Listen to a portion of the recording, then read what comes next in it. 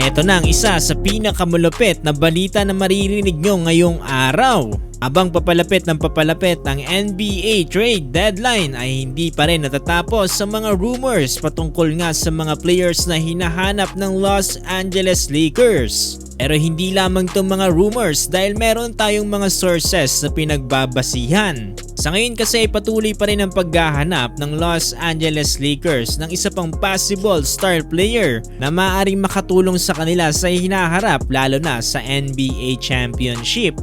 Kaya naman ayon sa nailabas na report ng Lakers News Community ay maaaring i-target nga ng Purple and Gold ang player na sila Donovan Mitchell at si Trae Young this off-season.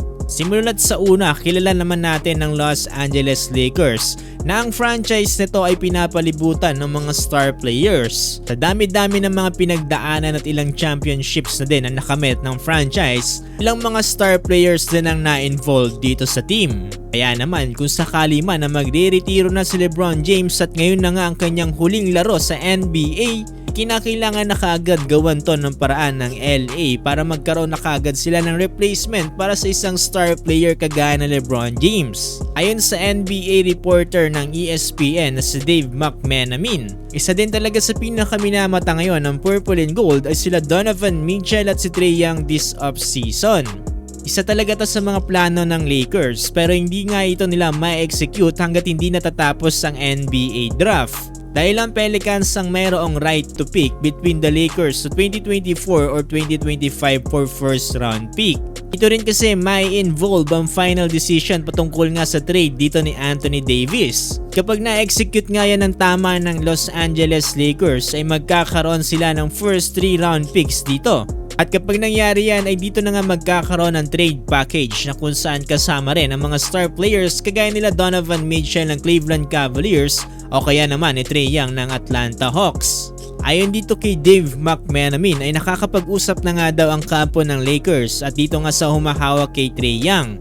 Samantalang hindi pa naman direkta nakakapag-usap ang kampo dito ni Donovan Mitchell sa Los Angeles Lakers. Ilan sa mga pwede nating maging batayan na meron ng mga nakakausap ang manager si Trae Young ito ay dahil sa pagpaparinig na rin dito ni Trae Young sa kanyang mga Instagram post. Ang isa niya pang recent post dito sa kanyang IG ay may caption na "Moment I stop having fun with it, I'll be done with it."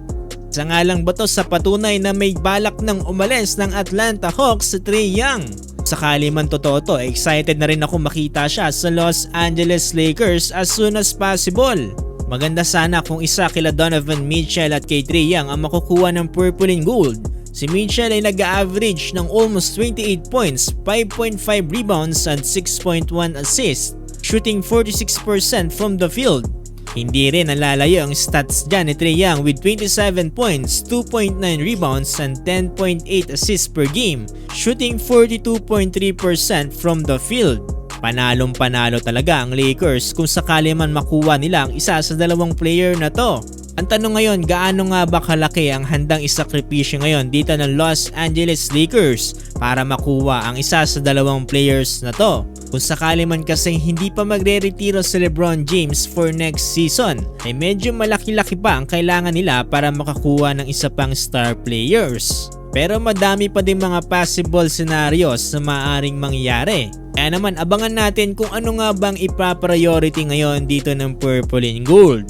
Kukuha ba sila ng another star player o mag-i-stick lamang sila sa players nila ngayon? Maaaring kumuha nilang sila ng mga players na maaaring sumuporta sa kanilang backcourt. Yan ay kung aalagaan nila si Anthony Davis at siya nga magiging sunod na mukha ng franchise ng Purple and Gold kung sakali magretiro na si LeBron James. Kaya kung kayo ang tatanungin, sa tingin niyo panalo ba ang Los Angeles Lakers kung sakali makuha nila si Donovan Mitchell o kaya si Trae Young? See you on the next one.